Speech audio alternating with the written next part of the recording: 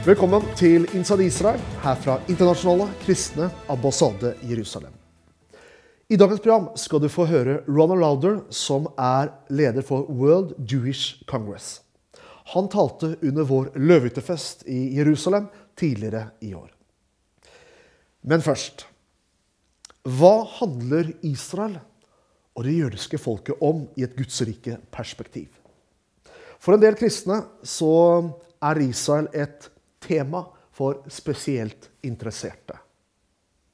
Men i Guds ord så navnet Israel det navnet som nevnt flest ganger etter Gud og Herren. Nærmere 2500 ganger Israel nevnt i Bibelen. Dersom vi skal definere Israels kall og rolle i Guds rikes perspektiv, så det ett vers i Bibelen som mer enn noe annet definerer det kallet.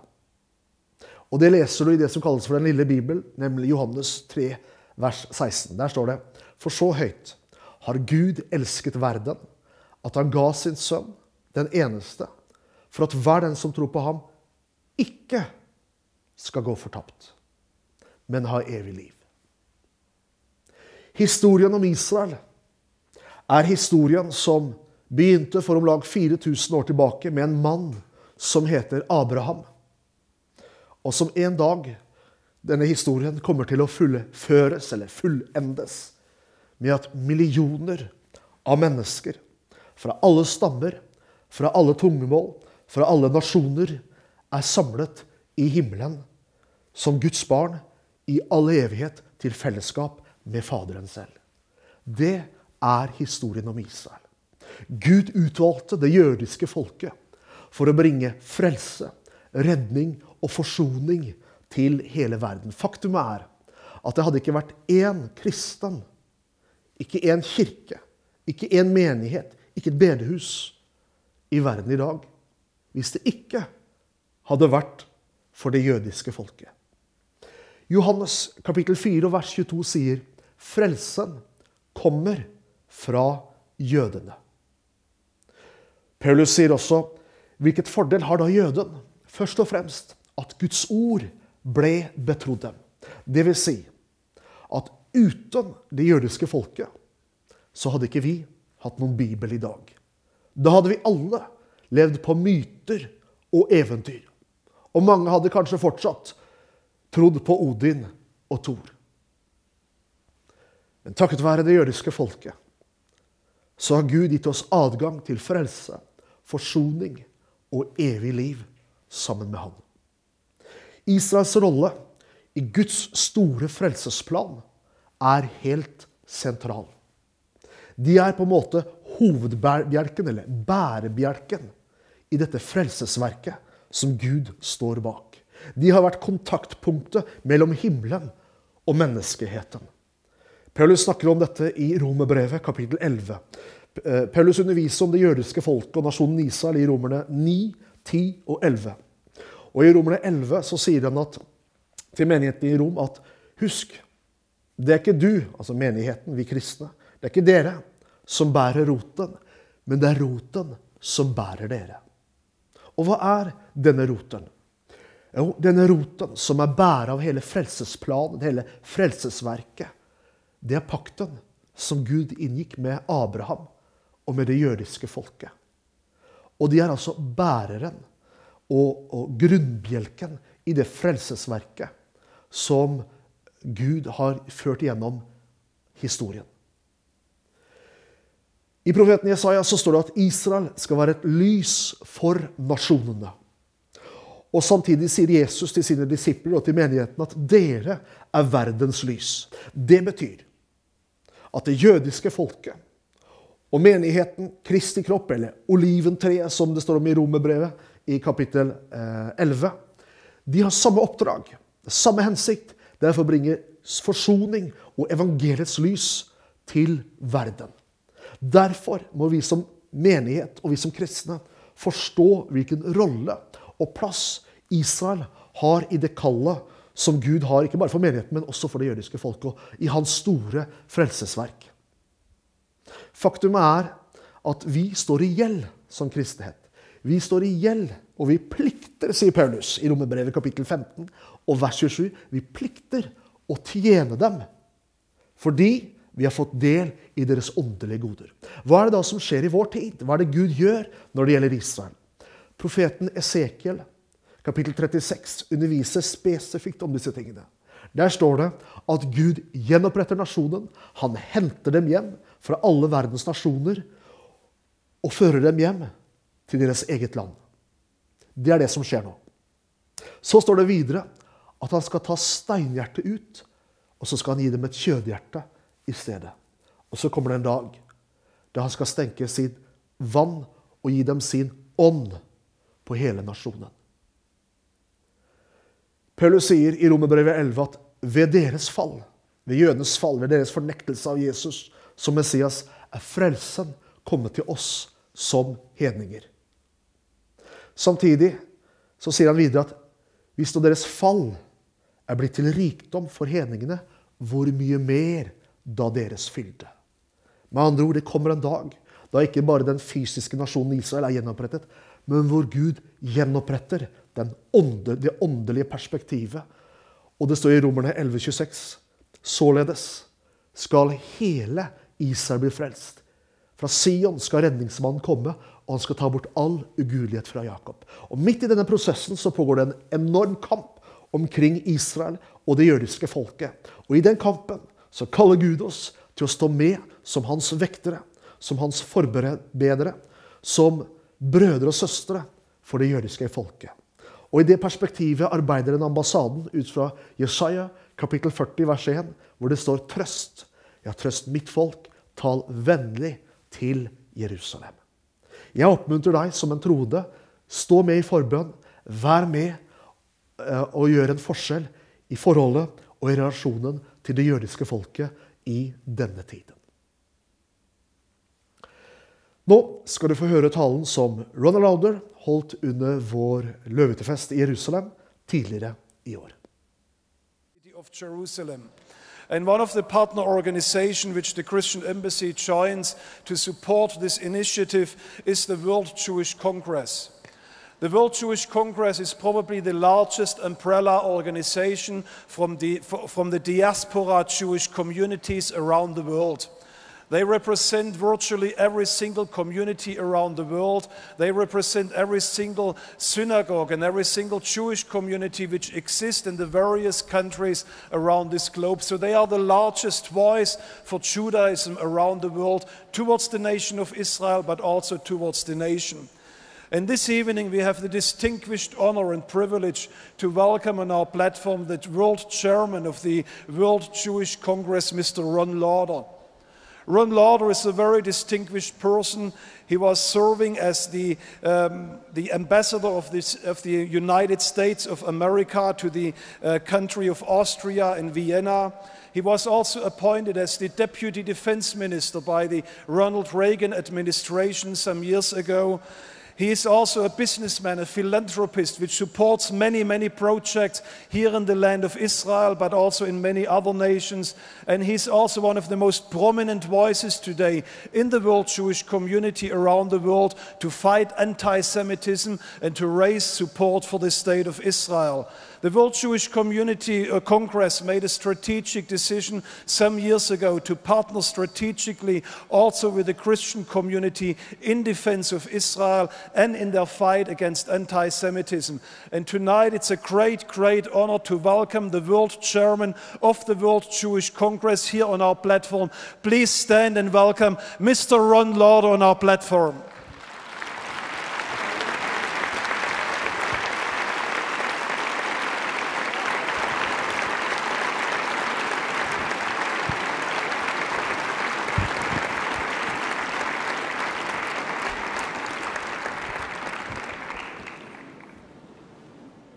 Thank you so much, Dr. Jürgen Böhler, Minister Shamir, Rabbi Benny Elon, visiting members of Parliament, members of Congress, my dear Christian friends. As President of the World Jewish Congress, the one organization that represents all of the Jewish communities around the world, I cannot think of a more important place to be than here right now, than in this room with you.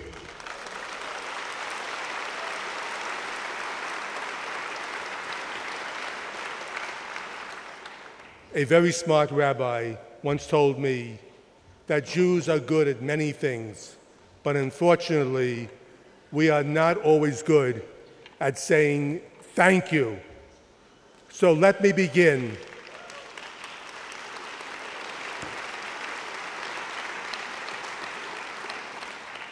Tonight with a very direct and heartfelt thank you.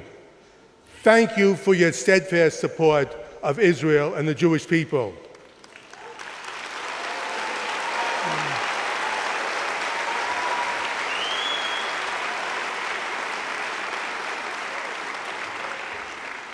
Thank you for your commitment to decency and the values we all cherish.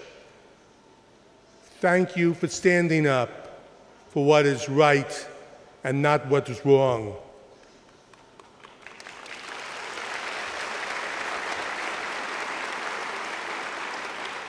Thank you for standing on the right side of history. Thank you for standing with God.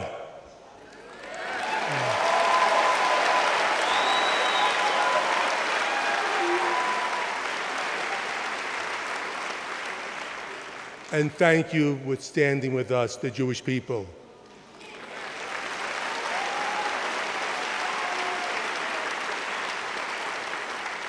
And lastly, perhaps most important, thank you for standing here in Jerusalem, the eternal, undivided capital of the State of Israel.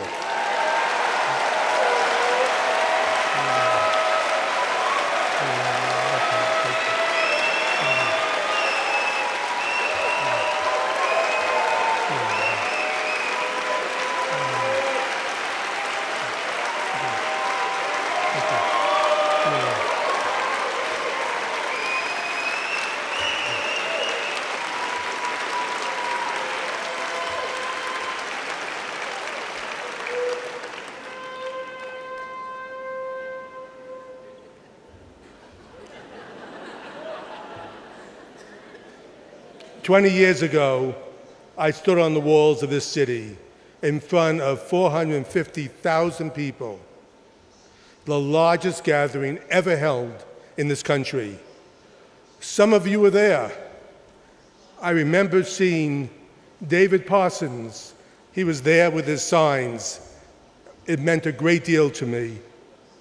And as I said at that time, I'm just one Jew who declares this holy city, Jerusalem, as the one true capital of the Jewish people.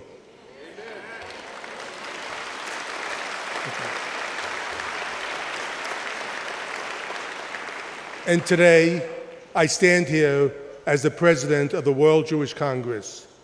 I'm still only one Jew, but this one Jew, on behalf of all of us, says thank you.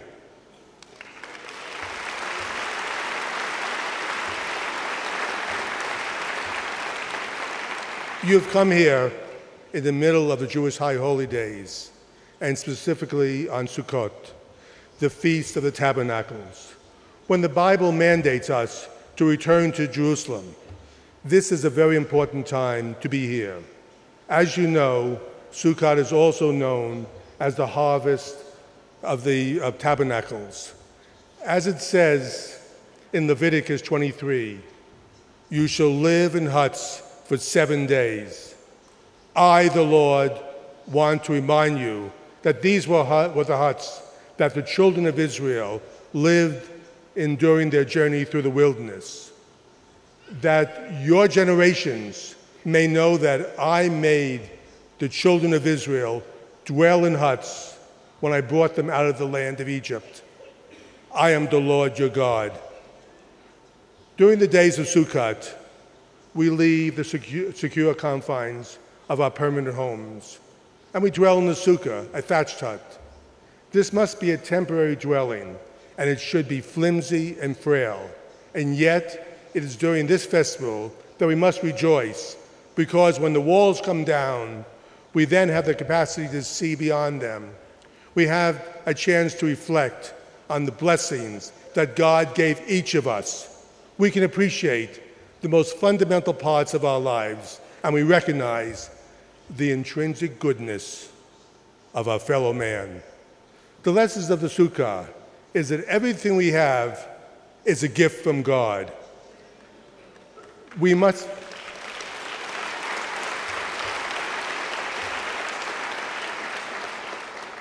be grateful, and we must never fear, and we must never take anything for granted. So you see, it is a festival that teaches us and reminds us also to say thank you. We also convene here on a very special evening and a very special time. Our world has gone through strange upheavals in the past, when people lost their way, when children ignored the teaching of their parents, when the lessons of the Torah, our shared Bible, were forgotten. How can you possibly explain all the anger and hate heaped on Israel throughout the world? How can you explain the hundreds of resolutions passed in the UN against Israel and not a word about anyone else? How can you explain the long silence about Syria? How can you explain the even longer silence about Iran when its centrifuges keep spinning, even as they promise to erase Israel from the pages of time? Sadly, we know all too well what happens when the world is silent. We know what can happen. You know what can happen. We learned this lesson the hard way. I pledge to you tonight in this sacred city, our sacred city, that I will not be silent.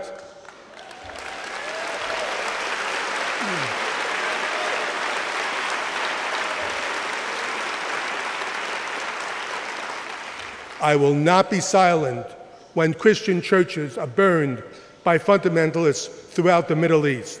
I will not be silent.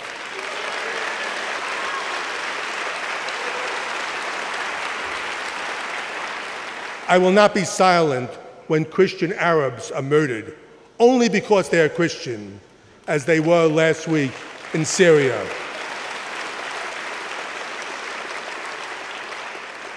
I will not be silent when 450,000 Christians are driven out of Syria just this past year. I will not be silent when the Christian population of Lebanon has been terrorized. I will not be silent when Christian holy sites are desecrated in Arab lands. I will not be silent, and we will not be silent.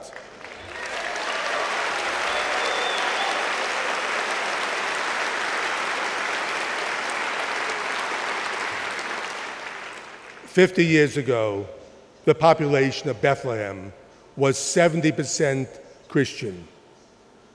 Today, it is 15% Christian.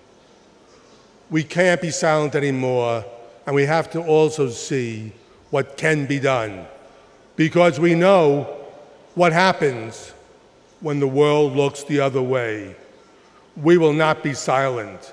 Let this be a start of speaking out. Because this is our home, and also this is your home, and nothing will ever change that.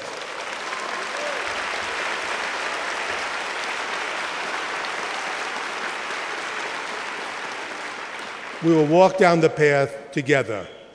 We will share each other's joys, and we will share each other's trials. We will support each other, and we will protect each other. Why? Because we all come from the same family. We all believe in the same book.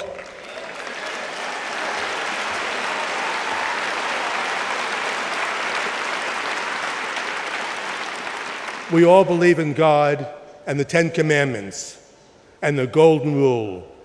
We all cherish our children, and we all want to live in peace with our neighbors. You know, it has always struck me as ironic. When the Jews rose up out of the horror of the Holocaust and returned to this land after 2,000 years. The only people who were not surprised by this miracle were all of you.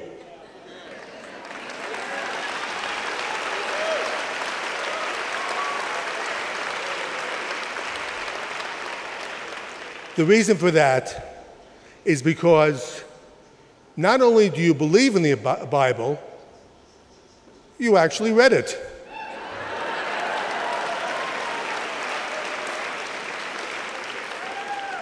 You know that in Genesis 15, God promised the land to the descendants of Abraham. You know that in Exodus 23, God promised Moses that he will lead the nation of Israel to Jerusalem. Not Paris, not New York, Jerusalem. He will lead them here.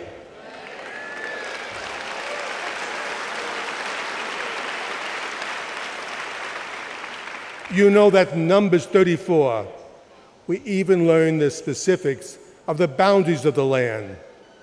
We have to wonder, how many times does God have to tell us something before we listen?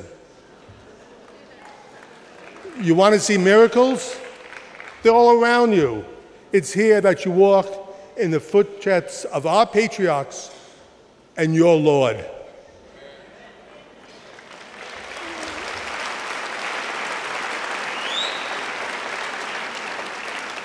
Look at this country that was created out of nothing but hard work, sacrifice, prayer, and the belief in God. These are the tenets that we all share: hard work, sacrifice, prayer, and the belief in God. Isn't it amazing what these four values can create? That is what binds us and brings us together. This past June, when President Shimon Peres turned 90, he wrote, and I quote, "When I was a child, Israel was a legend, more than a reality. She emerged from that dream, and today she has surpassed that dream. Our work is not yet complete. We came to the promised land, and now we must make it a land of promises."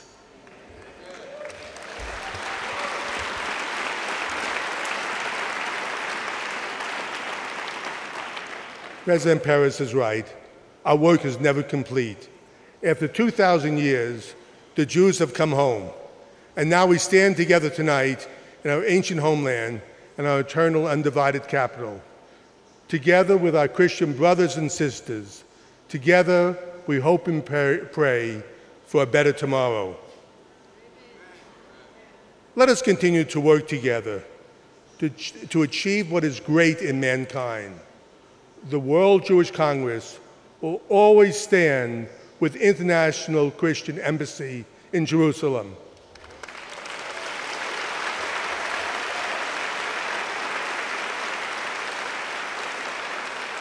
And it will always stand with all the sponsoring Christian groups here today.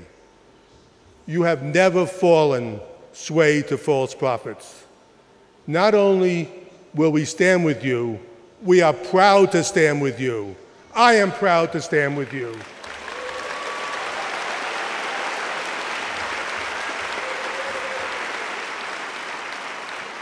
And as I said at the beginning, thank you for standing with us.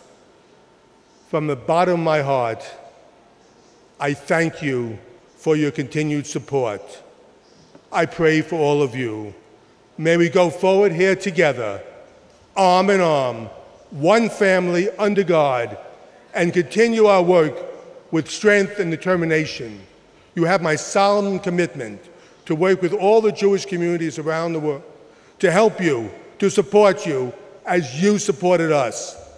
And as I always say, please be with us, and we'll be with you. God bless each and every one of you. Chag Sameach. Thank you.